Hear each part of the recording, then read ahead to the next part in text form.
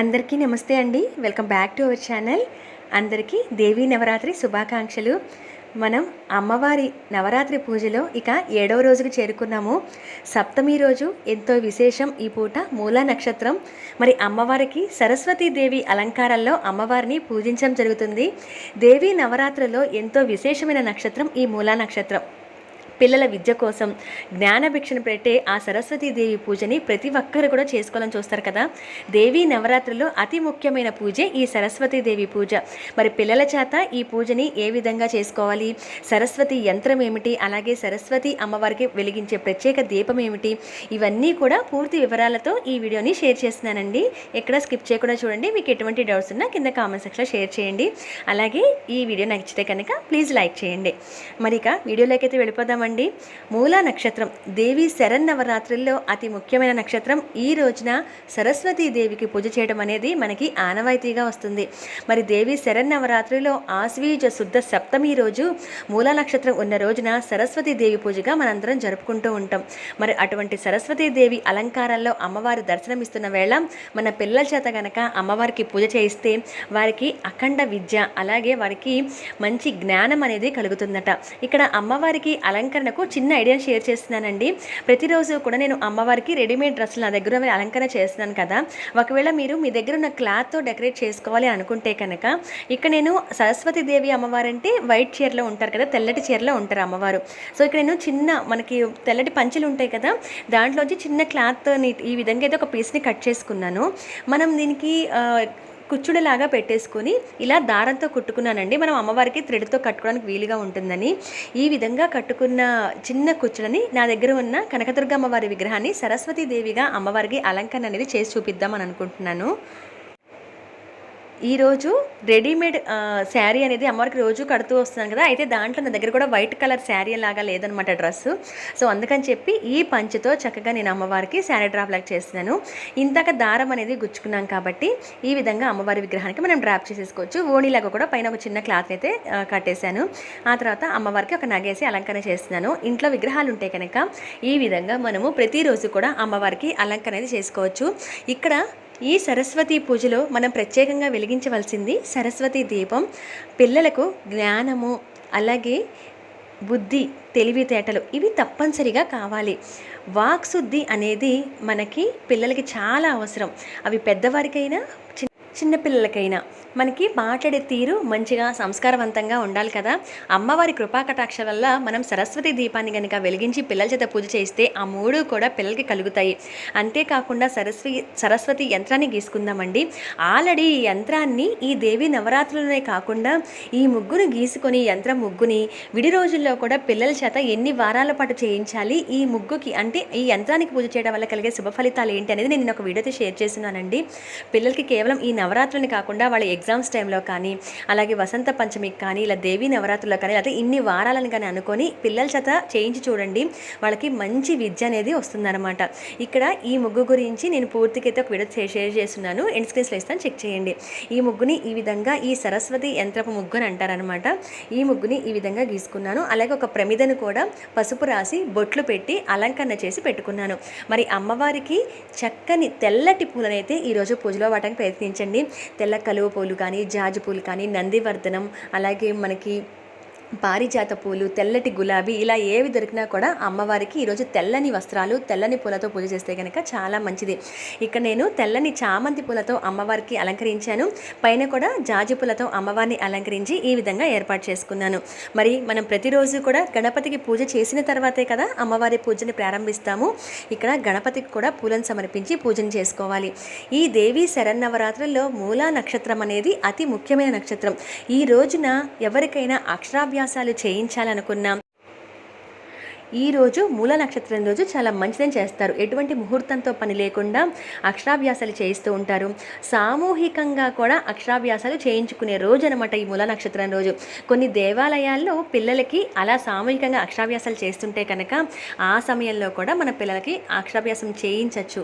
ఇప్పటి వరకు కొంతమంది పిల్లల్ని జాయిన్ చేయాలి స్కూల్ అనుకున్న వాళ్ళు ఇలా దేవీ నవరాత్రుల కోసం వెయిట్ చేస్తూ ఈ మూల నక్షత్రం రోజు కోసం మాత్రమే వెయిట్ చేసి వాళ్ళు ఆ పిల్లలకి అక్షరాభ్యాసాలు చేయిస్తారు. కాబట్టి మూలా నక్షత్రము విద్యకు సంబంధించి సరస్వతీదేవి పూజకు సంబంధించింది కాబట్టి అమ్మవారిని అతి సులువుగా అమ్మవారి అనుగ్రహం పొందడం కోసం చేసే పూజల్లో మూలా నక్షత్రం పూజ అనేది ఒకటనమాట. స్వామివారికి అంటే వినాయకునికి పూజ చేసుకున్న తర్వాత ఇక్కడ అమ్మవారికి తెల్లని పాలతో అభిషేకం అనేది చేస్తున్నాను.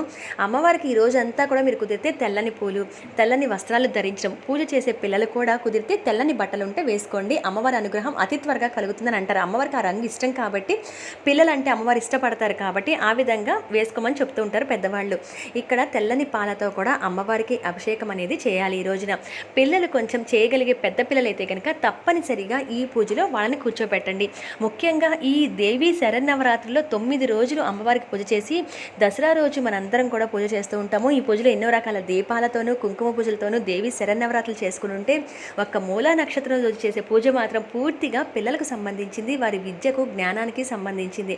కాబట్టి సాధ్యమైనంత వరకు ఈ పూజ అనేది పిల్లల చేత చేయించండి. వాళ్ళకి అఖండంగా వాళ్ళు ఉన్నత స్థాయికి చేరుకుంటారు.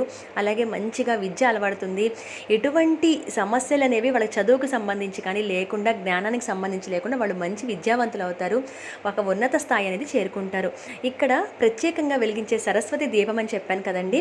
ఇంతాక మనం తయారు చేసుకుని అలంకరించి పెట్టుకున్న మట్టి ప్రమిద ఏదైతే ఉందో ఆ మట్టి ప్రమిదని ఒక ప్లేట్ అలంకరించి పెట్టుకున్నాను. అడుగున మీరు బియ్యం కూడా వేసుకోవచ్చు, లేదా ధాన్యం వేయచ్చు, నవధాన్యాలు కూడా వేసుకోవచ్చు. ఇక్కడ నేను అమ్మవారిని, కనకదుర్గ అమ్మవారిని సరస్వతీదేవిగా అలంకరించి పక్కన పెట్టుకున్నాను పూజలో. నా దగ్గర ఈ సరస్వతీదేవి అమ్మవారి విగ్రహం ఉంది కాబట్టి ఈ విగ్రహాన్ని నేను ప్రత్యేకంగా ఈ మూలా నక్షత్రం రోజు పూజలో పెడుతున్నాను అనమాట. అమ్మవారిని అభిషేకం చేసిన తర్వాత శుద్ధి చేసి ఆ అభిషేకాన్ని తీర్థంలాగా పిల్లలందరికీ కూడా పంచిపెట్టండి. అలాగే అమ్మవారికి తెల్లని గాజుల మాలను నేను ఇక్కడ అమ్మవారికి అలంకరణ చేశాను. అలాగే తెల్లని పూలమాలతో అలంకరణ చేస్తున్నాను. మనం ఈ దీపాన్ని వెలిగించుకోవడానికి రెండు ఒత్తుల్ని కలిపి ఒక ఒత్తిగా వేసి ఆ విధంగా 3 ఒత్తులను వెలిగించుకోవాలి. ఎందుకు ఈ సరస్వతి దీపానికి అంత ప్రాముఖ్యత ఏంటంటే 3 ఒత్తులు అన్నాం కదా, ఒక్కొక్క ఒత్తి ఒక్కొక్క దానికి సంకేతం. అంటే జ్ఞానానికి, మంచి తెలివితేటలకి, అలాగే వాళ్ళకి వాక్శుద్ధి కోసం, ఈ మూడిటికి గుర్తుగా కూడా అమ్మవారికి 3 ఒత్తులతో దీపారాధన చేస్తాం. ఒక్కొక్క ఒత్తిని కూడా 2 ఒత్తులు కలిపి ఒక ఒత్తిగా చేస్తూ ఆ విధంగా 3 ఒత్తులు వేసి వెలిగించుకోవాలి. అలాగే పిల్లల బుక్స్కి సంబంధించి మనం పెన్నులు కానీ, పెన్సిల్స్, వాళ్ళ బుక్స్, అలాగే ఏవైనా కళలకు సంబంధించిన పరికరాలు ఉన్నా కూడా అవన్నీ కూడా ఈరోజు సరస్వతీదేవి అమ్మవారి దగ్గర పెట్టి పూజ చేయడం అనేది ఆనవాయితీగా వస్తుంది. కాబట్టి మీ దగ్గర అటువంటివి ఉన్నా కూడా పెట్టుకోవచ్చు. కొంతమంది పిల్లలు భరతనాట్యం, క్లాసికల్ డాన్స్ నేర్చుకుంటూ ఉంటారు. అటువంటి వాళ్ళకి గజ్జెలు ఉంటాయి. ఆ గజ్జెలు అమ్మవారి దగ్గర పెట్టవచ్చు. అది ఒక కళ కాబట్టి, అది ఒక విద్య కాబట్టి. అలాగే మనం చదువుకునే పిల్లలందరూ బుక్స్, పెన్స్, పెన్సిల్స్, చిన్న పిల్లలైతే పలకలు అంటే స్లేట్ అంటాం కదా, ఆ స్లేట్స్ కానీ ఇవన్నీ కూడా అమ్మవారి దగ్గర పెట్టి ఈరోజు పూజ చేస్తే అమ్మవారి అనుగ్రహం కలుగుతుందట. అందుకని అమ్మవారి దగ్గర ఇవన్నీ కూడా ఒక పక్కగా పెట్టుకొని ఇక అమ్మవారికి ఈ రోజున తెల్లని పూలతో కుదిరితే గనక మీరు పూజ చేయండి. పిల్లలు పూజలో కూర్చున్నట్లయితే గనక వాళ్ళ చేత మీరు అమ్మవారి అష్టోత్తరం కొంచెం చదవగలిగే పిల్లలైతే వాళ్ళ చేతే చదివించండి.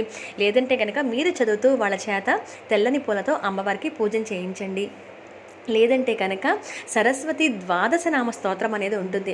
ఆ స్తోత్రాన్ని మాత్రం తప్పనిసరిగా పఠించండి. ఈ రోజున మీరు చదువుతుంటే వాళ్ళు వింటూ పూజ చేసినా పర్లేదు. అయితే ఎక్కడైతే ప్రత్యేకంగా సరస్వతి యంత్రాన్ని పెట్టుకున్నామో, సరస్వతి దీపాన్ని వెలిగించుకున్నామో, చిన్న ముగ్గే కాబట్టి ఈ విధంగా ఏర్పాటు మాత్రం చిన్న ప్లేట్లో అయినా చేసుకోవచ్చు. నేను ఇక్కడ ఒక పీట మీద ఆ సరస్వతి యంత్రాన్ని గీశాను కదా, చిన్న ప్లేట్లో గీసుకోవచ్చు.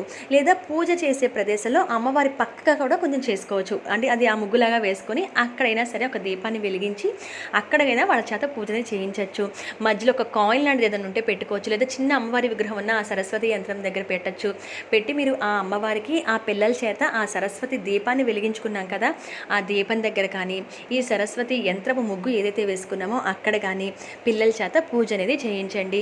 ఒకవేళ వాళ్ళు కొంతమందికి చదవడం రాని పిల్లలైతే కనుక మీరు చదువుతూ ఉంటారు కదా, వాళ్ళని మాత్రం శ్రీమాత్రే నమః అనుకుంటూ కానీ, ఓం సరస్వతి దేవ్యై నమః అనుకుంటూ కానీ అమ్మవారి నామస్మరణ చేసేలా చూడండి.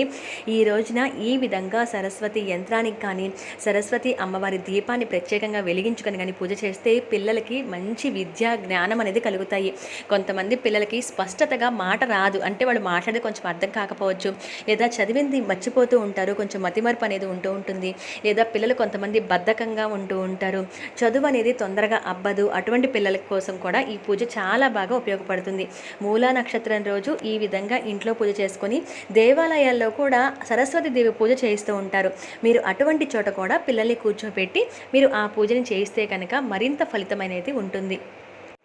ఆ సరస్వతి దీపాన్ని వెలిగిస్తాం కాబట్టి పూజ అయ్యేంత వరకు మాత్రం ఆ దీపం కొండెక్కకుండా చూసుకోండి. ఆ దీపం దగ్గర, ఈ యంత్రం దగ్గర పూజ చేస్తూ ఉండండి. రోజులాగానే కామాక్షి దీపాన్ని వెలిగించుకోండి. అమ్మవారి పాదాల దగ్గర, ఈ యంత్రం దగ్గర పూజ అనేది చేసుకుంటూ ఉంటాం కదా. ఈ రోజంతా కూడా ఆ యంత్రాన్ని, ఆ దీపాన్ని అలానే ఉండనివ్వండి. అంటే దీపము కొంతమంది అఖండ దీపం పెడితే వేరు, కానీ ఈ దీపము పూజ అయ్యేంత వరకు వెలిగితే సరిపోతుంది.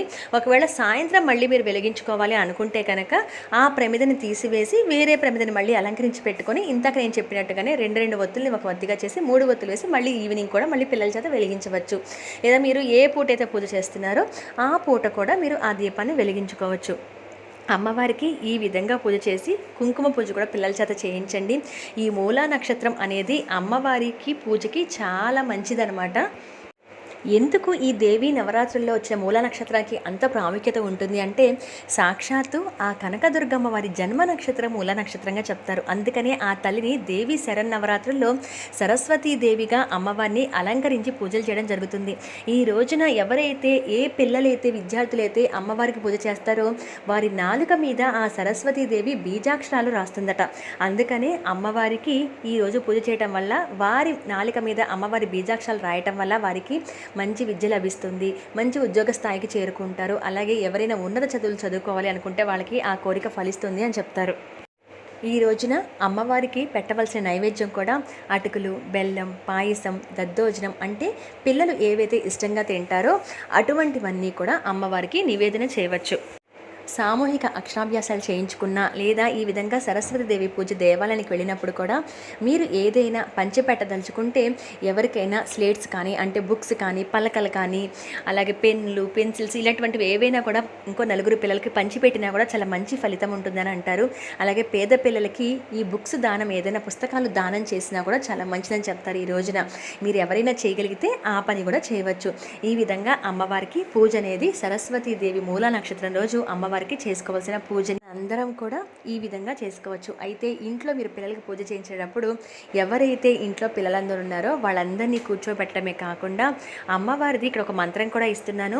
ఆ మంత్రాన్ని వాళ్ళు వీలైనన్ని సార్లు పఠించేలాగా చూడండి. పలకగలిగిన వాళ్ళు, కొంచెం పెద్ద పిల్లలైతే చెప్పగలరు కాబట్టి ఈ మంత్రాన్ని పూజలో పఠించేలా చేయండి. అలాగే సరస్వతి ద్వాదశ నామ స్తోత్రాన్ని పఠించేలా చూడండి. పిల్లలకి చాలా చాలా బాగుంటుందండి వాళ్ళ ఫ్యూచర్ అంతా కూడా. మనం ఏవి మనకి దక్కినా కూడా పిల్లలు ఆరోగ్యంగా ఉండాలి, వాళ్ళు చదువులు బాగా చదువుకోవాలి, ఉన్నత స్థాయికి వెళ్ళాలి అని కోరుకుంటూ ఉంటాము. మంచిగా చదువుకోవాలి ముఖ్యంగానే కోరుకుంటూ ఉంటాం కదా. అటువంటి అంతా కోరిక కూడా తీరడం కోసం అమ్మవారి కటాక్షం తప్పనిసరిగా పిల్లలకి కలుగుతుంది ఈ సరస్వతీదేవి పూజని ఈ విధంగా చేసుకుంటే. మరి ఈ ఇన్ఫర్మేషన్ అంతా కూడా మీకు యూజ్ అవుతుంది అనుకుంటున్నాను. ఈ స్తోత్రాన్ని కూడా మీకు గూగుల్లో వెతికినా వస్తుందండి. అమ్మవారి మామూలు స్తోత్రమే ఇది, కాబట్టి ఇది మాత్రం పిల్లల చేత చెప్పించేలా చూడండి. అయితే ఒకవేళ సరస్వతి యంత్రము ముగ్గుని ఆ విధంగా గీసుకుంటే కనుక ఆ రోజంతా పూజలు అలానే ఉంచండి. ఈవినింగ్ మళ్ళీ దీపారాధన చేసుకుంటాం కదా, మరుసటి రోజు ఆ ముగ్గుని ఎక్కడైనా ఒక పేపర్లో కానీ లేదా వాటర్లో కానీ ఆ బియ్యపిండి ముగ్గుని మనం వంపేసేసి ఆ వాటర్ని పచ్చని చెట్టు మొదట్లో పోయండి, లేదా ఆ పిండిని పచ్చని చెట్టు మొదట్లో ఎక్కడైనా వేసేసి ఆ తర్వాత పీటని వాష్ చేసుకోండి.